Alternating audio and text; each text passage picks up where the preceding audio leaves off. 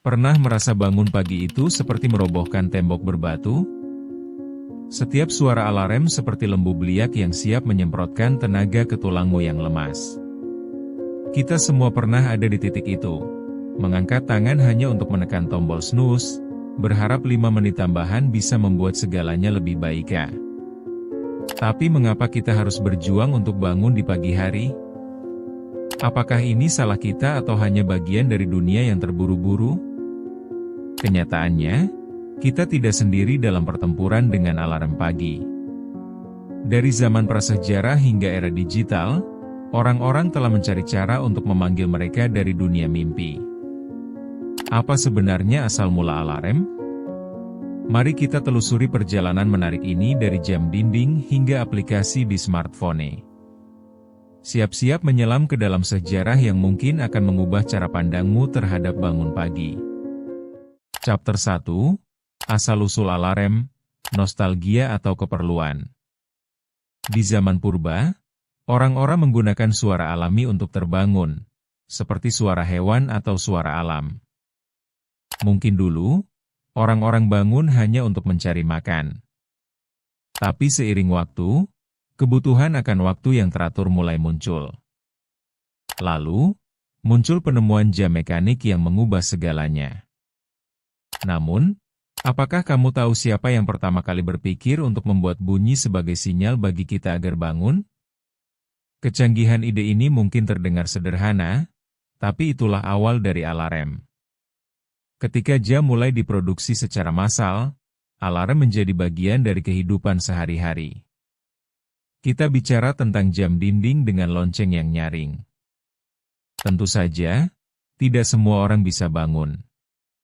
Lalu mulailah kompetisi aneh saat orang-orang berusaha untuk menciptakan jam yang lebih keras, lebih mengganggu, dan lebih sulit untuk diabaikan. Mungkin ini adalah awal dari murka pagi hari yang kita kenal dan benci. Chapter 2, Alarm awal, antara kenyamanan dan ketidaknyamanan. Tentu kita tidak bisa melupakan revolusi industri yang membawa lagi perubahan besar.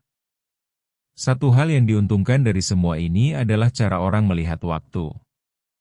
Bangkit dari tempat tidur bukan lagi sekadar kebiasaan, tetapi suatu keharusan untuk menyelesaikan pekerjaan.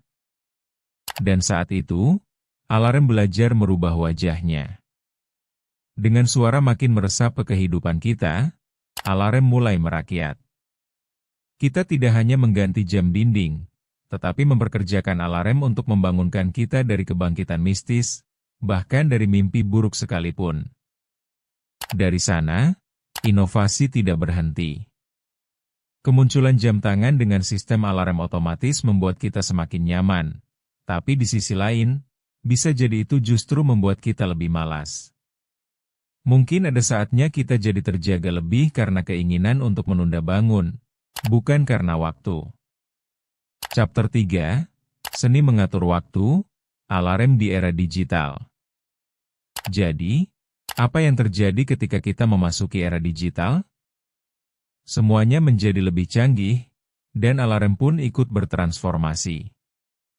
Hari ini, kita harus jujur, berapa banyak dari kita yang mengatur alarm di handphone? Suara dering yang bahkan bisa kita atur sesuai mood. Mulai dari musik kesayangan hingga suara bising yang bikin kita pengen melempar handphone ke tembok. Tapi bisa jadi, kita justru tidak semakin produktif. Teknologi seharusnya membantu, tetapi apakah kita malah terjebak dalam siklus berulang? Ketika kebangkitan itu bukan hanya tentang bangun pagi, tetapi juga bangun dari ketergantungan. Bayangkan sejenak, kita terjaga bukan karena bunyi alarm, tapi karena kesadaran untuk memulai hari kita dengan lebih produktif. Kapan ya kita bisa sampai di titik itu? Atau kita masih akan terjebak dalam rutinitas yang tak berujung ini? Chapter 4, Menghadapi perang dengan alarm, momen kesadaran. Permasalahan dengan alarm bukan hanya tentang bunyi, tetapi cara kita menghadapinya. Kamu pasti pernah mendengar tentang overthinking saat akan bangun pagi, kan? Kita sering berdebat dalam hati, apakah aku harus bangun sekarang? Atau menunda 5 menit lagi? Ini bukan hanya kendala fisik, tetapi lebih kepada kelemahan mental. Beberapa orang memiliki ritual pagi yang bikin kesal, dan alarm menjadi simbol perlawanan terhadap dorongan untuk tetap malas. Jadi, solusinya adalah membangun kesadaran lebih awal tentang tanggung jawab hidup. Setting alarm kamu bukan untuk sekedar mendengarnya berbunyi, tetapi sebagai langkah awal dalam pertempuran melawan kemalasan.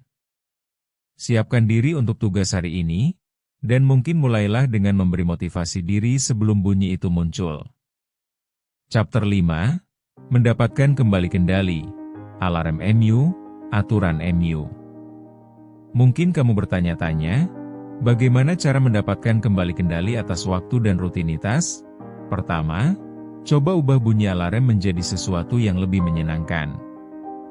Kedua, cobalah untuk tidak menekan tombol snooze.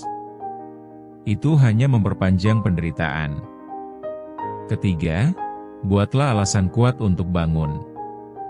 Apakah itu menikmati secangkir kopi atau berolahraga? Jika kita terus-menerus mengabaikan panggilan itu, kita tidak hanya akan kehilangan waktu, tetapi juga kesempatan hidup. Simpelnya, alarm bukanlah musuh. Kita sendirilah yang kadang terjebak dalam pola pikir malang. Membudayakan disiplin diri dalam menghadapi alarm adalah langkah awal untuk membuat hidup kita lebih teratur dan berarti. Kita harus ingat bahwa setiap detik yang kita sia-siakan adalah biaya untuk sebuah masa depan yang lebih baik. So, siap untuk berkomitmen? Jangan lupa subscribe ke Memoria untuk merasakan lebih banyak cerita menarik seperti ini. Karena setiap hal punya asal.